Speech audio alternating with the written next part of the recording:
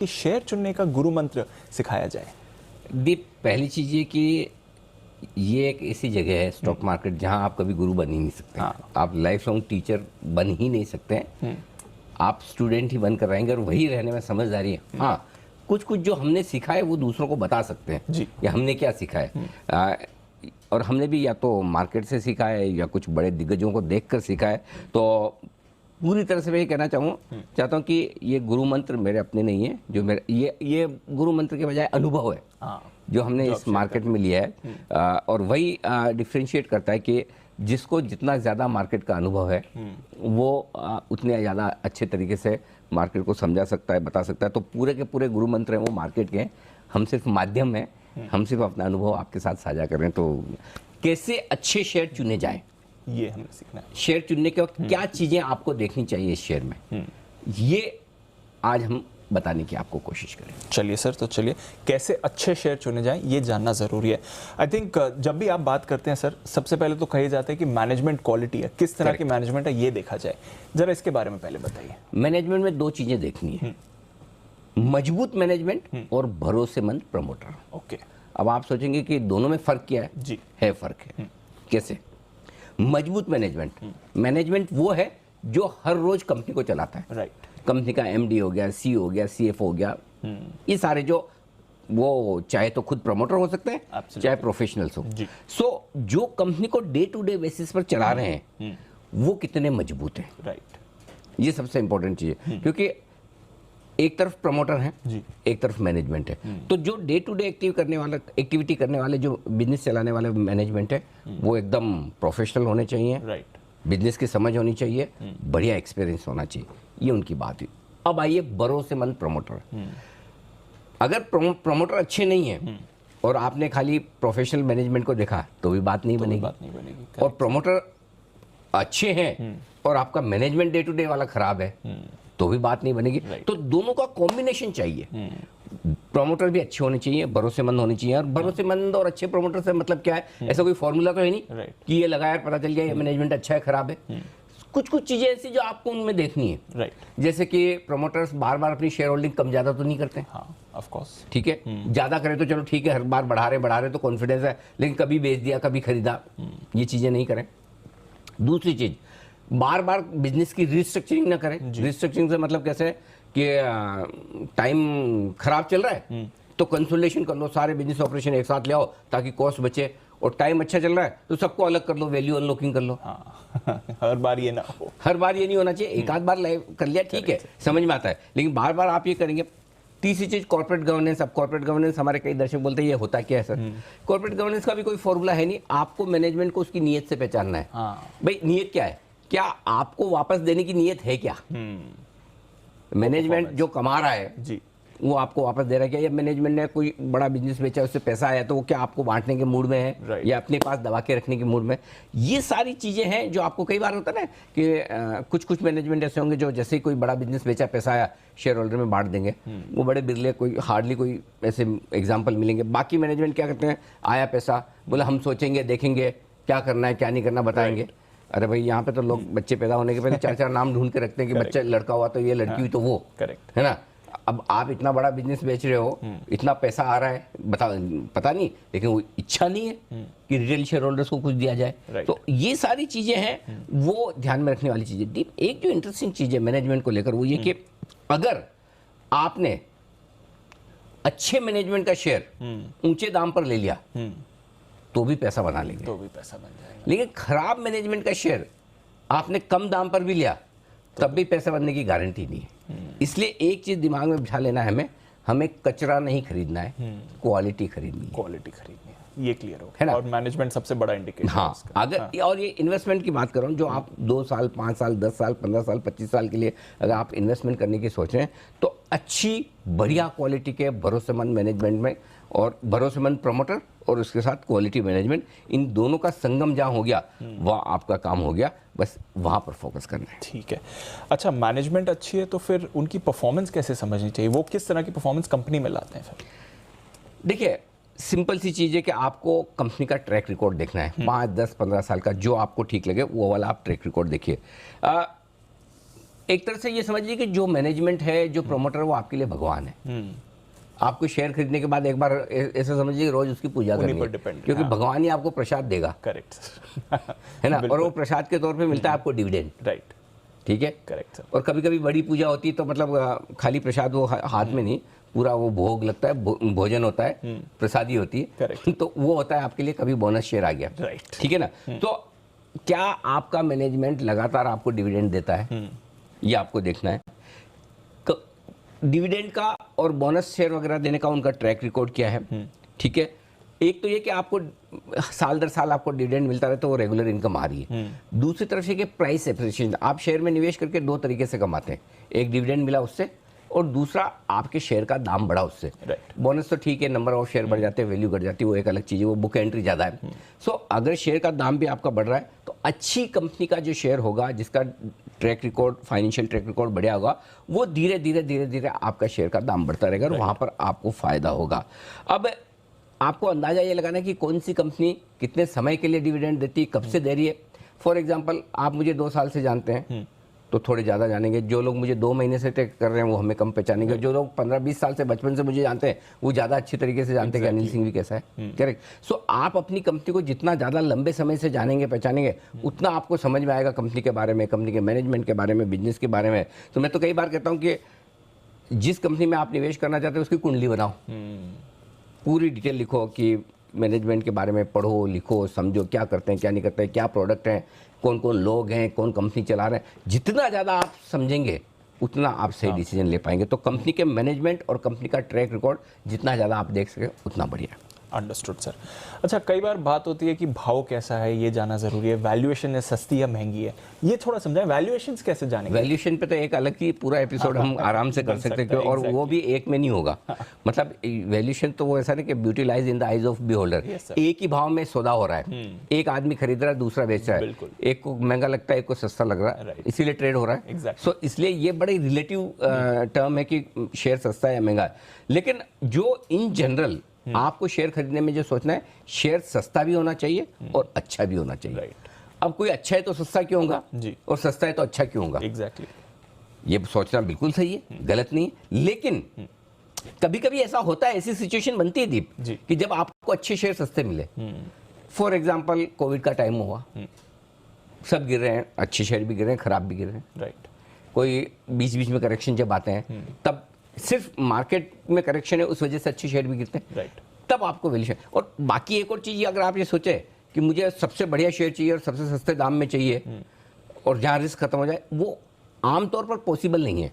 वो पॉसिबल तभी होता है जब कोई एक्स्ट्रा ऑर्डिनरी सिचुएशन बाजार की हो। और उस सिचुएशन में आपको ये ध्यान रखना, हाँ इस कंपनी के बारे में मुझे पता अच्छी है, अब ये भाव गिरा है क्योंकि सब गिरे हैं, अब मुझे लेना है। सो ये चीज़ ध्यान में रखना बहुत जरूरी है। आपको क्या करना है, 2 पैरामीटर देख लीजिए, कंपनी का मैनेजमेंट अच्छा है, ट्रैक रिकॉर्ड अच्छा है और भाव सस्ता आ गया, बस ले लेना है। दूसरा ये कि वैल्यूएशन आपको दूसरे जो कॉम्पिटिटर्स है, समझो आप कोई मेटल स्टॉक खरीद रहे हो तो उस सेक्टर की 5 कंपनियां देख लो, राइट, उनकी साइज देख लो, उनकी प्रोडक्ट की लीडरशिप देख लो और उसके हिसाब से आप वैल्यूएशन कंपेयर कर लो।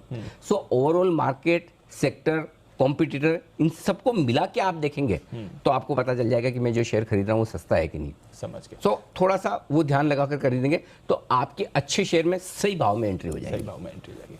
सर, इतने सारे फैक्टर्स आपने समझा दिए, बट इन सब के बीच वाकई में कंपनी कितनी अच्छी है ये कैसे पता चलेगा सर? देखो, वैसे तो एक बार निवेश करने के बाद से पता चलने लगता है वो शादी का लड्डू है, खाए तो बचता है, ना खाए तो। शेयर भी ऐसा ही है, नहीं लो तब तक लगता है नहीं लिया नहीं लिया नहीं लिया, और लेने के बाद लगता है क्यों लिया क्यों लिया क्यों लिया, वैसा वाला हाल है। सो इसका तरीका सिंपल है कि बाहर से आप देखेंगे तो आमतौर पर जिन इन्वेस्टर्स को आप समझदार मानते हैं, म्यूचुअल फंड्स हुए हैं, एफआईज हुए हैं, कोई बड़े जाने माने नाम हुए, जरूरी नहीं कि वो सारे के सारे समझदार ही हों, और अगर समझदार हैं तो भी सारे के सारे उनके स्टॉक सही निकले। आप झुंझुनवाला साहब का भी पोर्टफोलियो देखेंगे तो टॉप 5 स्टॉक ने उनका 90% पोर्टफोलियो बनाया है ना। 50 खरीदे होंगे, इसमें से 5 ने काम कर दिया। तो वो 5 कौन से, वो तो बाद में पता चलता है ना, 15 साल 20 साल बाद, आज थोड़ी पता है। करेक्ट। सो आपको देखने के लिए ये देखना है कि पहली चीज तो कि अगर बड़े इन्वेस्टर्स ने पैसा लगाया तो अपना कॉन्फिडेंस बढ़ जाता है। राइट। अच्छे लोग पैसा लगा रहे हैं और ये हमसे ज़्यादा पढ़कर लगा रहे हैं, हमसे ज़्यादा इन्होंने रिसर्च की होगी, 4 बार मैनेजमेंट से मिले होंगे, बात की होगी, समझा होगा कि भाई आगे फ्यूचर आउटलुक क्या है। सो वो एक अगर आप देखते हैं तो आपका थोड़ा सा कॉन्फिडेंस बढ़ जाता है। अब फंड्स में भी अलग तरह के फंड्स होते हैं जी। कोई फंड ऐसा है, आप अपने जैसे ब्रोकरेज रिपोर्ट रोज देखते हैं ना, राइट सर। किसी ब्रोकर की रिपोर्ट पे स्टॉक भागता है, किसी पे हिलता भी नहीं है। एग्जैक्टली। क्यों? ब्रोकर पे भी फर्क पड़ता है बिल्कुल। कि किसी अच्छे फॉरेन ब्रोकरेज की रिपोर्ट आई तो उसके पीछे लोग पैसा लगाते हैं, खरीदते बेचते हैं। Correct. सो फंड भी कौन से हैं? जाने माने बढ़िया अच्छी क्वालिटी के वेल स्टेब्लिश रेस्पेक्टेड फंड है या ऐसे आलू चालू फंड है? हाँ। सो अच्छे नाम वाले फंड है तो आपको पता है कि भाई ये फंड है, ये कॉम्प्रोमाइज नहीं करता है, ये अच्छे पे शेयर खरीदते हैं, वहां ध्यान रखते हैं। ठीक है। अच्छा सर, कर्ज की काफी बात होती है। हाँ। डेट को हम अच्छा भी मान लेते हैं, कभी बुरा भी मान लेते हैं। कितना इंपॉर्टेंट रहता है कर्ज, और प्रमोटर ने कितना कर्ज लिया, कंपनी ने कितना कर्ज लिया, जब आप ये डिसाइड कर रहे हैं? तो आपको दोनों तरह के लोग मिलते हैं मार्केट में। एक वो लोग होते हैं कि जो पूरी जितना पैसा बचाते सारे इक्विटी में, हाँ।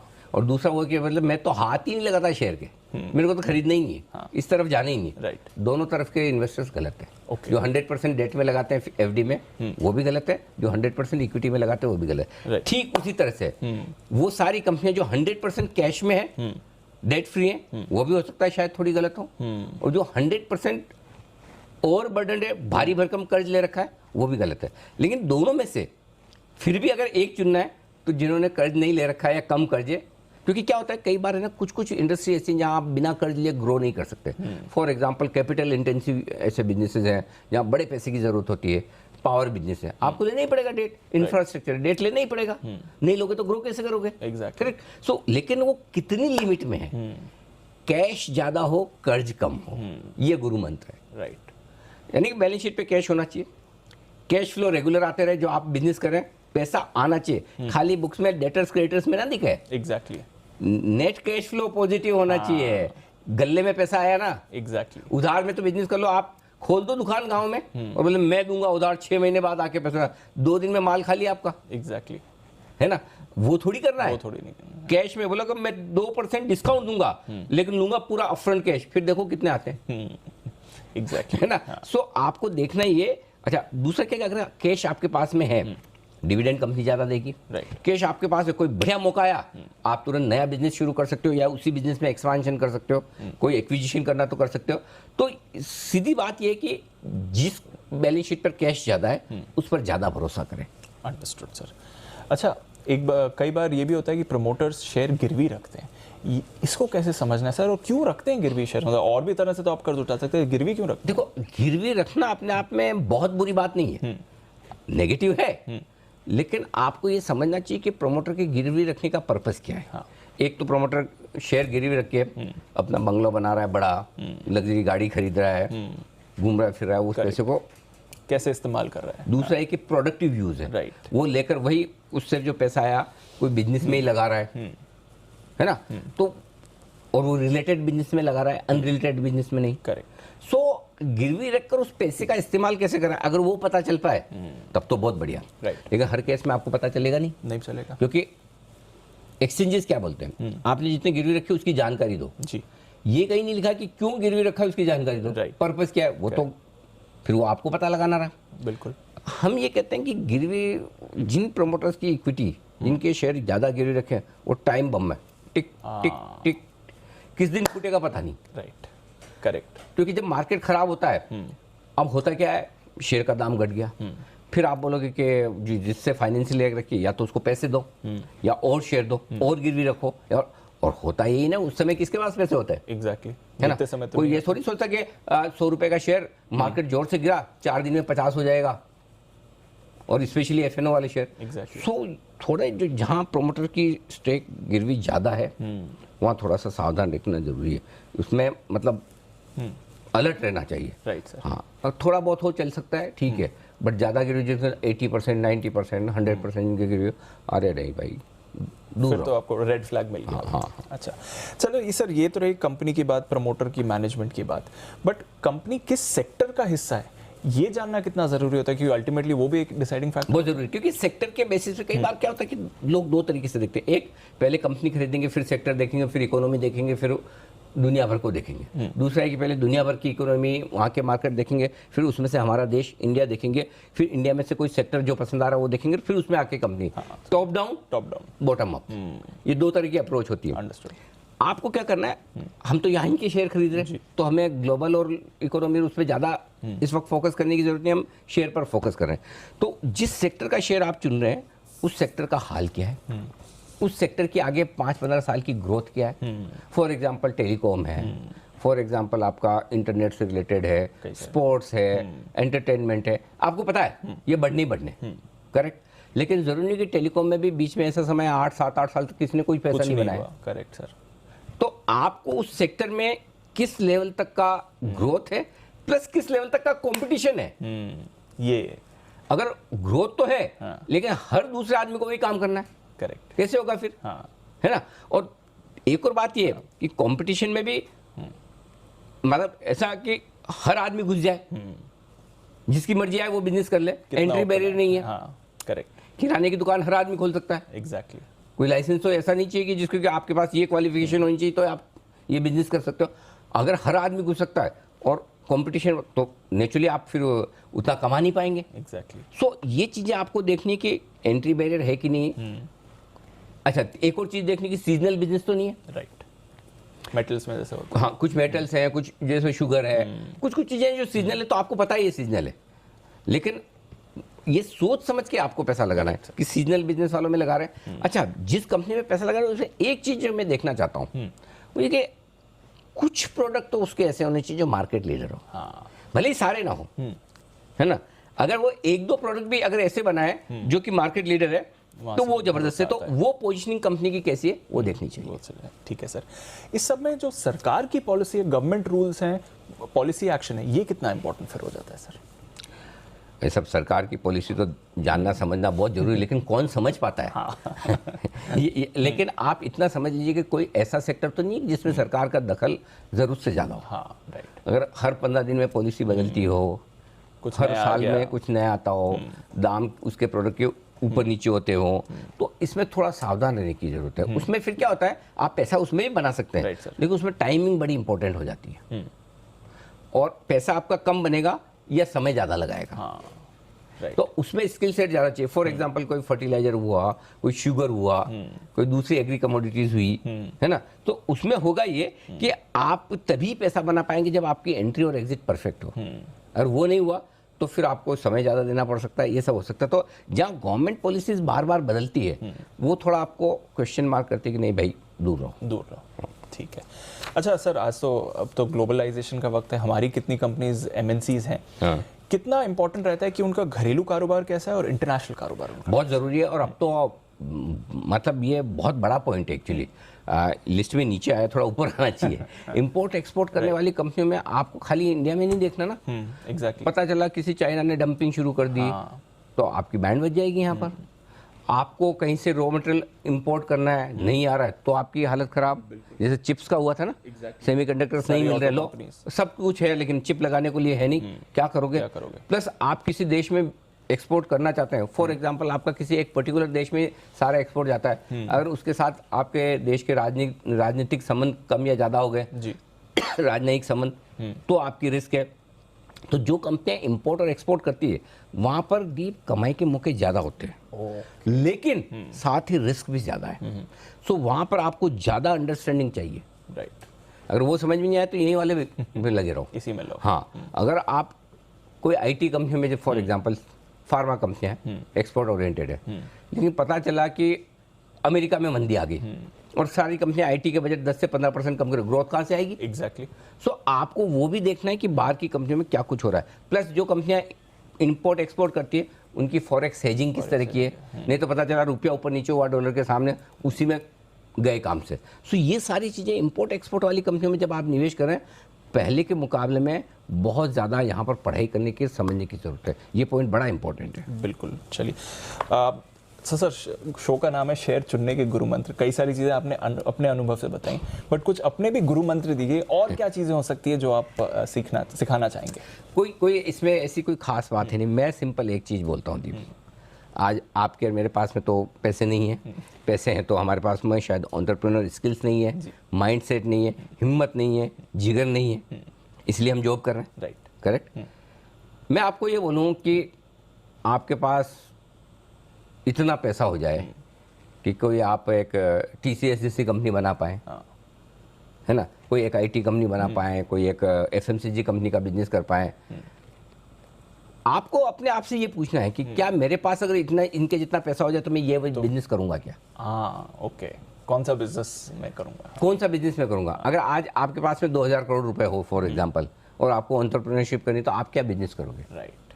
फिर उसमें ढूंढना शुरू करोगे उसमें बेस्ट कंपनी कौन सी। ये रिवर्स अप्रोच हो जब आपने ये थॉट प्रोसेस लिया है कि मेरे पास जितना पैसा होगा तब मैं वो बिजनेस करूंगा, तो फिर आप है ना बिजनेस करने के बारे में सोचो, शेयर खरीदने के बारे में नहीं सोच रहे। राइट। मुझे ये बिजनेस करना है। दूसरी बात, जो शेयर आप खरीद रहे हो, आप उसको ये मत सोचो कि मैं शेयर खरीद रहा हूँ, आप ये सोचो कि मैं इस बिजनेस में पार्टनर बन रहा हूँ, है ना।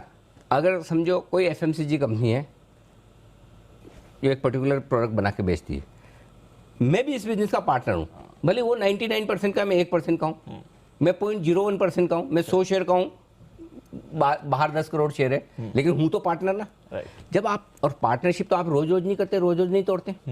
शेयर तो रोज खरीदो बेचो सुबह शाम। Correct sir. लेकिन पार्टनरशिप जब आप करते हैं, जिस दिन पार्टनरशिप कोई करते हैं, आप ये सोचते हैं ना जिंदगी भर चले, राइट। मेरे बच्चे भी उसके बाद इसको आगे बढ़ाए, करेक्ट सर। यही सोचते हैं ना। सो जब आप किसी बिजनेस को पार्टनर समझकर उसमें पैसा लगाने की सोचते हैं ना, तो अपने आप आपकी अप्रोच लॉन्ग टर्म हो जाती है, फिर आप लॉन्ग टर्म सोचने लगते हैं। दूसरी चीज है, तीसरी चीज जो है कि क्या ये कंपनी जिसमें आप शेयर लगाने, जिसका शेयर आप खरीदने की सोच रहे हैं, क्या ये 10 साल 15 साल बाद भी आपको मिलेगी? हाँ। चलती रहेगी क्या? ये बिजनेस ऐसा तो नहीं कि 15 साल बाद खत्म हो जाएगा, या मैनेजमेंट का क्या होगा क्या नहीं। 15 साल 20 साल 25 साल, क्या मतलब आप अपने बाद अपनी नेक्स्ट जनरेशन के लिए इस कंपनी को खरीद सकते हैं, उसके लिए देख सकते हैं क्या?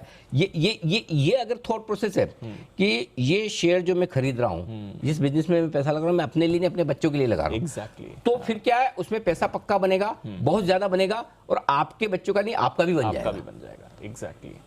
वो चीज बहुत जरूरी। तो आपको लॉन्ग टर्म थॉट प्रोसेस उस हिसाब से करनी है, अपने आप आपकी थॉट प्रोसेस बदल जाएगी जब आप इन सारी चीज़ों को देखेंगे। तो सबसे बड़ी चीज़ तो ये कि अगर आपके पास भी उतने ही पैसे हों, उतना ही टैलेंट हो, तो आप ये बिजनेस करने के बारे में सोचेंगे। राइट। हाँ, इसमें आप ये कह सकते हैं कि यार मेरी तो काबिलियत नहीं, चलो एक IT कंपनी चलाने की, लेकिन मुझे कंपनी समझ में आती है, मैं टैलेंट या मैनेजमेंट हायर करूंगा और कंपनी चलाऊंगा। तो ये 2-3 चीज़ें अगर आप कर लेंगे ना, तो आपको बड़ा बेनिफिट होगा। तो ये चीज़ें हैं जो ध्यान में रखने वाली है कि अपने आप को पार्टनर समझे, सिर्फ शेयर खरीदने या बेचने वाला एक इन्वेस्टर ना समझे। राइट। लॉन्ग टर्म सोचे, अपने बच्चों के लिए सोचे, अपना समझ कर उसमें बस। और ये देख लें कि 15-20 साल 25 साल बाद कंपनी मिलेगी ना, अगर वो उसमें क्वेश्चन मार्क लग रहे हो, तो फिर उस हिसाब से डिसाइड लें। एक चीज़ रह गई जी, जी बिजनेस देखें रोज। हाँ बिल्कुल, वो तो है ही है, उसमें तो कोई डाउट नहीं। हम और आप लगातार साथ साथ सीखेंगे। बिल्कुल। ये तो एक ऐसी प्रोसेस है जो कभी खत्म होने वाली नहीं है। और बाकी तो दीप, ये तो आधा घंटे में जितना हम बता सकते हैं, अदरवाइज तो ये सीखने की और शेयर चुनने की जो प्रोसेस है इतनी लंबी है, एक एक टॉपिक पर आप घंटों शोज कर सकते हैं। तो हमने थोड़ा सार लाकर बताने की कोशिश की। आई होप लोगों को थोड़ी मदद मिलेगी।